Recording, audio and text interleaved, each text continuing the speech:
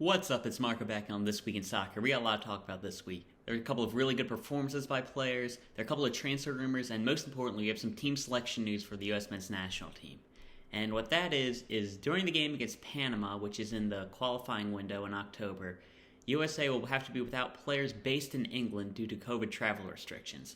So that means Christian Pulisic, Josh Sargent, Anthony Robinson, Tim Ream, Zack, Steffen, and Ethan Horvath are all unavailable for the Panama game. Man, that is a huge loss for the game, though it should be said that Panama is the middle game of the qualifying. It comes after the first, before the last one, so it would basically be a de facto rest game for those players. But man, this means the squad depth will have to be a lot bigger, especially with goalkeeper missing Steffen and Horvath, and left back missing Robinson and potentially Tim Ream who can play there. Plus, winger depth is going to be even worse with Josh Sargent being unavailable, but might be a bit of a moot point with Christian Pulisic as he is still injured and he's still basically week to week. And I'm struggling to see him getting released by Chelsea for the national team games, especially with the travel restrictions and, well, considering he's only hurt at the moment because we rushed him back from an injury and he just got hurt again. So yeah, it's going to be tough. I feel like we might have to be without Pulisic for this qualifying window. And as well, Giovanni Reina might be hurt as well. He's another guy who picked up an injury, another guy who we rushed back and just forced him to play as much as he could, and he ended up getting hurt. So man, those choices are really starting to hurt us, and if we're without those two, it could be pretty bad. I mean, man, we see how good Brendan Aronson could be. I have a lot of faith in Conrad. Tim Weah's back from injury. He started this week in a win. So the winger depth is getting better, but without those two, it still hurts. For goalkeeper depth, there's some good news as Bill Hamid is back from injury. I'm still really high on Bill Hamid. I continue to say that I'm probably his biggest fan outside of DC United fans. But he could be the backup for Matt Turner this window. Sean Johnson is another guy who would be available. But two guys to consider. And in winger depth news again, Jordan Morris seems to be nearing recovery from his ACL injury. Man, ACL, 3 worst letters in sports. He traveled with Seattle for the first time, and he's been training individually. This is according to a Seattle Times report. With how shaky our wingers can be injury-wise, and like Pulisic, now Reina's hurt, though Reina hasn't proven to be injury-prone. Tim Weah pretty injury-prone. We might want to move Reina or Aronson to the inside. With all that, like, you definitely want to see Jordan Morris back. He's proven himself capable as striker as well, especially in CONCACAF competition. So, yeah, really want to see him back. So, yeah, that's it with injury news. Now we get to do some more positive things with guys actually playing this week. Matthew Hoppe started for the first time for Mallorca and picked up an assist against Real Madrid.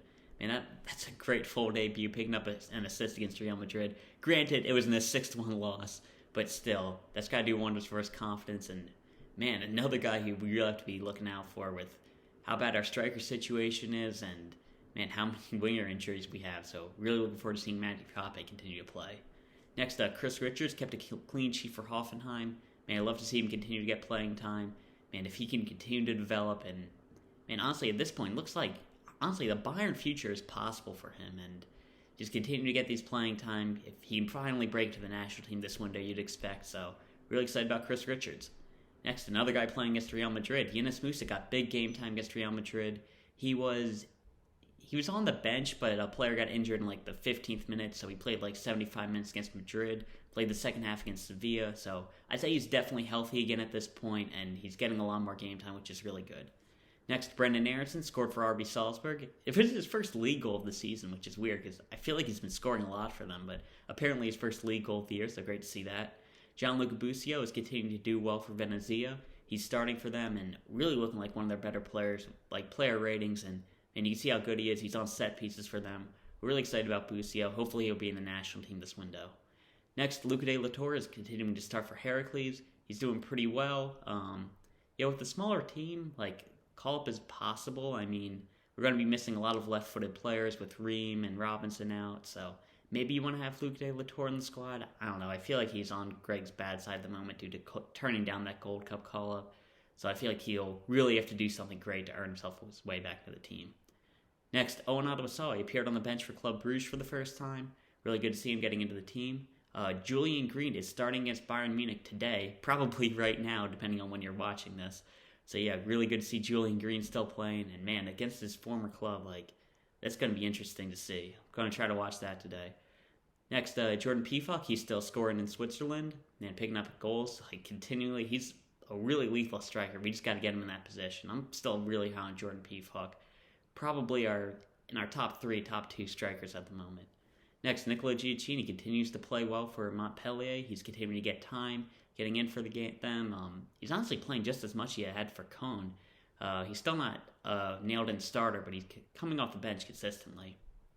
Next, Mark McKenzie. He is starting for Genk. He started for them in a win on Sunday, but he isn't playing week in, week out. He seems to only be starting when there's a midweek game, which happens a lot because they're still in a European competition. But it is good to see Mark McKenzie play a little bit more, and I'm expecting him to break into the lineup completely by the end of the season. Next, our other center back, Matt Miazga started, but Alavés lost the game. But again, good to see him starting. It'll take a while to adjust to Spanish football, I assume. Next, Cameron Carter-Vickers continues to start for Celtic. And I was looking them up. They got Joe Hart. When did Celtic sign Joe Hart? I feel like that should have been bigger news. He was England's goalkeeper up until 4 or 5 years ago? He's still solid. Shouldn't that have been news? Okay, anyway, Sergiño Dest started for Barcelona at left back. Barcelona obviously aren't looking that good right now, but hey, Dest is still playing for them, and man, week in, week out playing for Barcelona. We should not take that for granted. That's still a huge deal. Next, Deandre Yedlin. He's continuing to start for Galatasaray. Really good to see. He's a player that I really like. Hoping he can continue to do well. Then Joe Scaly is continuing to start for Borussia Mönchengladbach.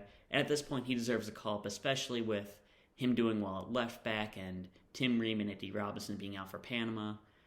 Though George Bello has been playing really well. He scored and made MLS Team of the Week this week. But, man, I feel like with Robinson out, especially with Scaly's versatility, and you'd probably want to have Joe Scaly in there alongside Dest, maybe a Yedlin, and then you might have George Bello, you might have Anthony Robinson, I don't know right now. Especially with how many guys are going to be missing, it's kind of up in the air, but you have to find a way to get Joe Scaly into this team. Next, Conor De La Fuente. He's still starting for Marseille, still putting up some really good performances, and man, with our winger situation, he's definitely going to have to play well. Then Tyler Boyd. With T. Higgins out for week 3, Tyler Boyd's production may rise, so it might be a good idea to start him for... Sorry, wrong Tyler Boyd. Tyler Boyd is still playing for Psycho Rizespor. Man, this is off topic, but man, the Bengals are such a weird team right now. I was doing a fantasy draft with some friends. We're not really into it, but nobody was taking Bengals receivers. We have no faith in them protecting Joe Burrow. It was crazy. Yet nobody cares about that in this. But next, Weston McKennie. He started for Juventus, though Allegri called him out after the game, and he basically said Weston McKennie should have scored 4 goals. So, yeah, not too great when your manager's doing that. He doesn't seem to be a big fan of McKennie. You have to wonder if those rumors about him going out are true. I honestly could see it, and he seems to be going through a bit of a rough patch right now. Hopefully he can recover from that. Next, Tyler Adams and Jesse Mark as well. RB Leipzig is struggling at the moment. They're in 13th, and Marcia's been under a bit of pressure, and he really needs to turn this team around. I feel like they can. RB Leipzig is very talented. They lost a good amount of players, so you'd expect them not to be great. They had a really tough Champions League draw, so hopefully they'll be able to turn around. Next, Ethan Horvath. He's back on the bench for Nottingham Forest. He didn't start under I don't even know if they got a new coach yet, but he didn't start under the interim coach. And Zack Steffen played in the League Cup. He helped them get a win against Wycombe. Got to play against English legend, according to Pep Guardiola, Akinfenwa. So there's that. He's playing in the League Cup. Yeah, this is going to make us reconsider Matt Turner starting. And the last guy, another Man City player, Erik Palmer-Brown, hasn't even appeared on the bench yet for Troyes, though another Man City player, Felipe Sandler, is U.S. men's national team eligible, and he has been starting for Troyes.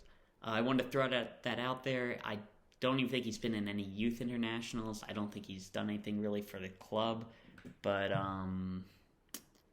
he hasn't had any connections with America, but I wanted to mention that because he has a dual international, and he seems to be outplaying Erik Palmer-Brown at the moment, so something to consider.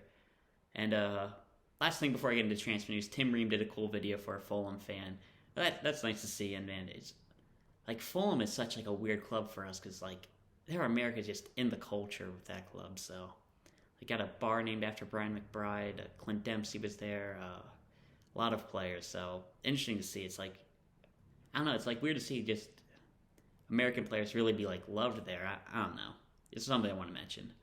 Lastly, for transfer news, this one isn't really news, but Reggie Cannon is still out of the Boavista team. We know he wanted to leave. He might be frozen out of the squad at the moment. I haven't seen anything like he's playing or training with reserves or something like that. Though I think with this, you'd expect him to be out during the winter.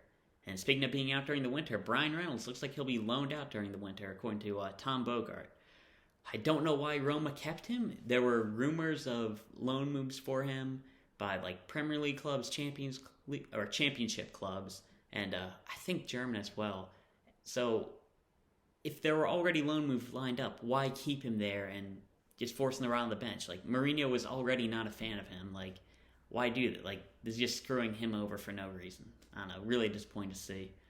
Then Daryl Dike has been linked with the move away. He's being linked with Crystal Palace, and like I'm a Crystal Palace fan, and I haven't seen any of this. This is only like coming from non-reliable sources, I should say. I don't even want to name who first reported this, but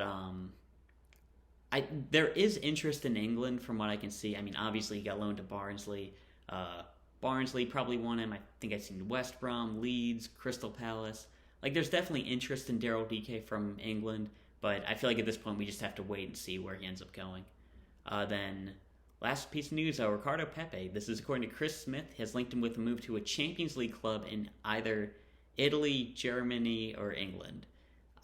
Bayern is probably one of them with their FC Dallas connection, but man, as I'm saying, this is like so vague and such like because we've seen him being linked with Italy before. We've seen him.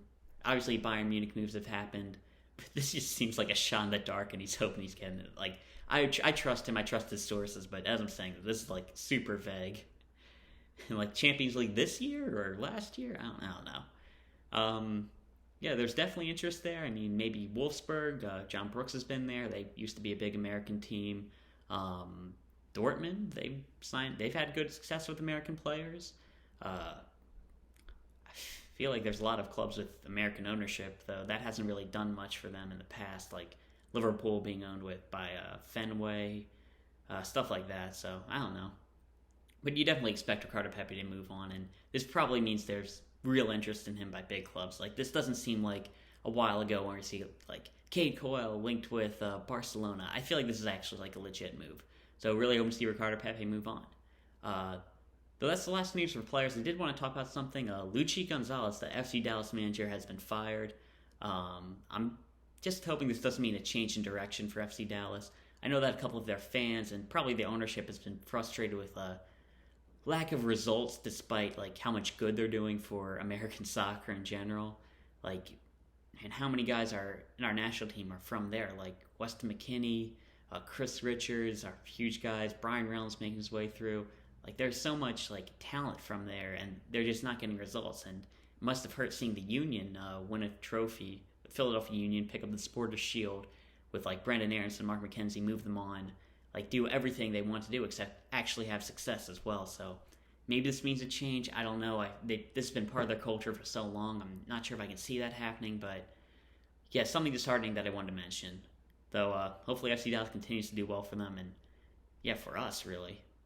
Yeah, that's all I've talked about this week. A couple of transfer news rumors. The Panama thing is really interesting. I think it could help like a lot of players who are kind of like on the edge get into the squad because we're probably going to have to take a big team with us. And oh man, thinking about that, doing that just kind of adds to the chance of like an outbreak happening. Which, man, I gotta stop talking about this. This is going to make me worry. But yeah, that's all I've talked about this week. And yeah, I'll see you.